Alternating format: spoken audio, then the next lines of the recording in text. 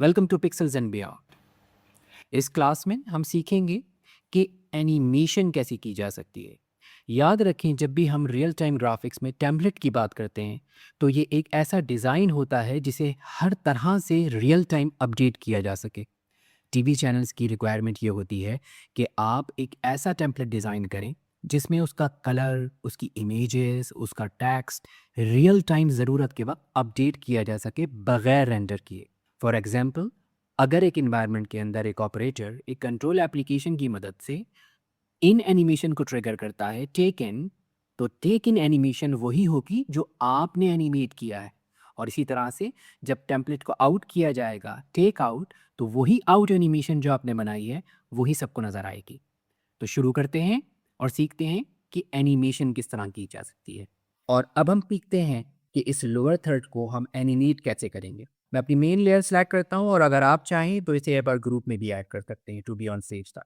मैं इस लेयर को सिलेक्ट करता हूँ, इस ग्रुप को सिलेक्ट करता हूँ और इसके बाद मैं यहाँ पे की फ्रेम ऐड कर सकता हूँ अगर चाहूँ, और चाहूँ तो यहाँ पे की फ्रेम ऐड कर सकता हूँ। ठीक है, ये मेरी फाइनल पोजीशन है इन एनिमेशन के लिए, एक इन एनिमेशन के लिए। ठीक है, तो यहाँ से 60 FPS सेलेक्ट कर लेता हूँ। आप पे डिपेंड करता है कि आप यहाँ इस फ्रेम रेट पे काम करना चाहते। मैं यहाँ पर आता हूँ और मैं 30 पर यहाँ रखते हुए एक की फ्रेम ऐड करता हूँ और कहता हूँ ये मेरा लास्ट की फ्रेम है। ओके, मैं इस की फ्रेम के ऊपर अपनी टाइमलाइन को लिमिट भी कर देता हूँ। मैं इस आइकन पे क्लिक करता हूँ यहाँ पर और अपने मार्कर को टाइमलाइन के 0 फ्रेम पे ले आता हूँ। उसके बाद मैं इसे आउट लेकर जाता हूँ, यहाँ लेकर जाना चाहिए। ज़्यादा बेहतर है कि आप ये वाला ऑप्शन यूज़ करें जो आपको यहाँ नज़र आ रहा है, ये वाला। मैं इसे ड्रैग करता हूँ और इसे आउट ले जाता हूँ। ठीक है, और यहाँ पर ले जाने के बाद मैं इस पे एक और की फ्रेम ऐड कर देता हूँ। ये मेरी है इन एनिमेशन, इन। अगर हम इसका टेक्स्ट को चेंज करें यहाँ पर और मैं इस टेक्स्ट को कहता हूँ कि ये ओनली मोशन, और फिर मैं एनिमेट करूँ, तो मेरी एनिमेशन पे कोई फ़र्क नहीं पड़ेगा क्योंकि मैंने मैक्सिमम टेक्स्ट ऐड करके उसका फाइनल फ्रेम डिफाइन किया था।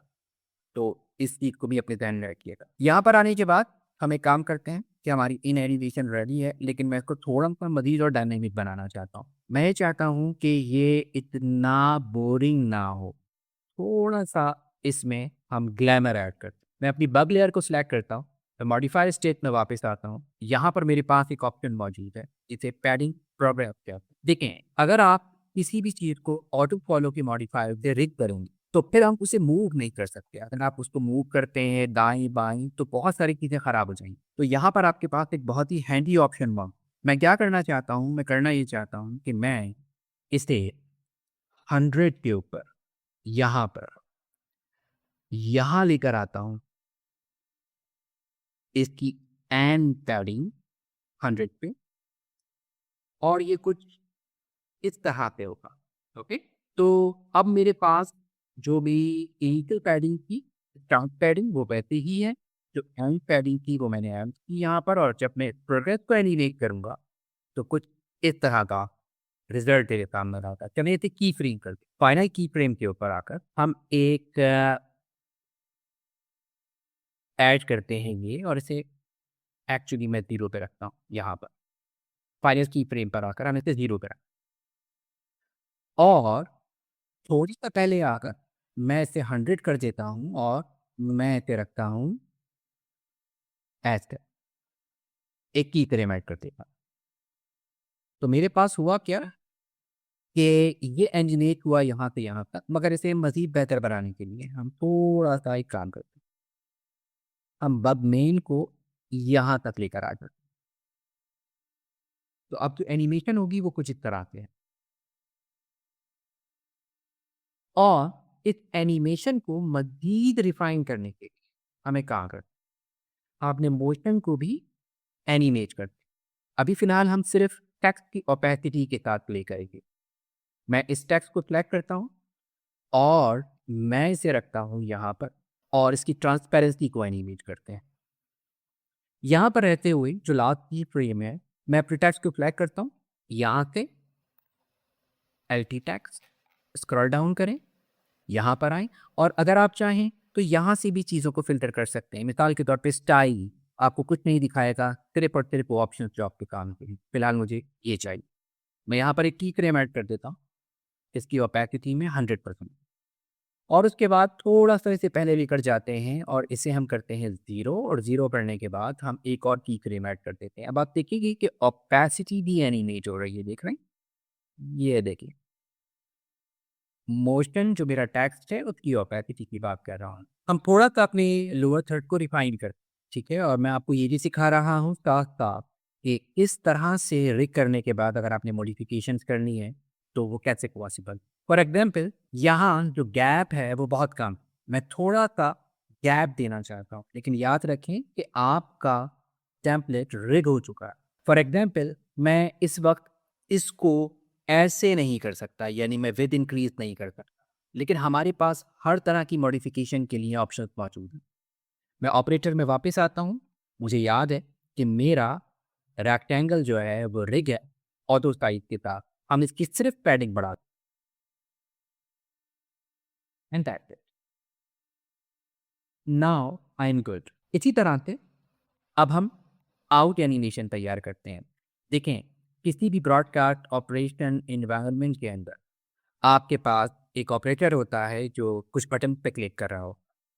वो चेक इन पे क्लिक करता है और चेकआउट पे क्लिक करता है। चेक इन पे क्लिक करने पर एनिमेशन ट्रिगर होनी चाहिए ये वाली और टेकआउट पे क्लिक करके एनिमेशन आउट होनी चाहिए। अगर मुझे आउट एनिमेशन प्रिपेयर करनी है तो पहले तो इन प्रिपेयर करनी होगी जो कि हमारे पास ऑलरेडी मौजूद है। लेकिन सिस्टम को कैसे पता चलेगा कि ये इन यहाँ इस सीक्वेंस पे आप राइट क्लिक कीजिए, अप्लाइड प्रीसेट में आएँ और आप इसे कहें एंड।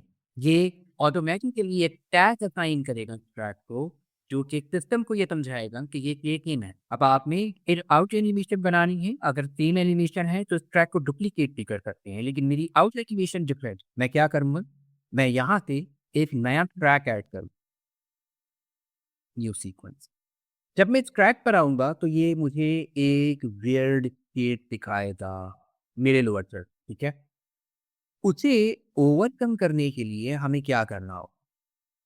जब मैं इस पे क्लिक करूँगा ये जो ओरिजिनल स्टेट है, ये रिटेन कैसे रखी जा सकती है इस ट्रैक के ऊपर भी। एक बहुत आसान तरीका है इसका। आप एनिमेशन को प्ले कीजिए, ये मेरा इन ट्रैक है और यहाँ पर आने के बाद मैं यहाँ क्लिक करता हूँ और इसे करता हूँ अप्लाई करंट स्टेट।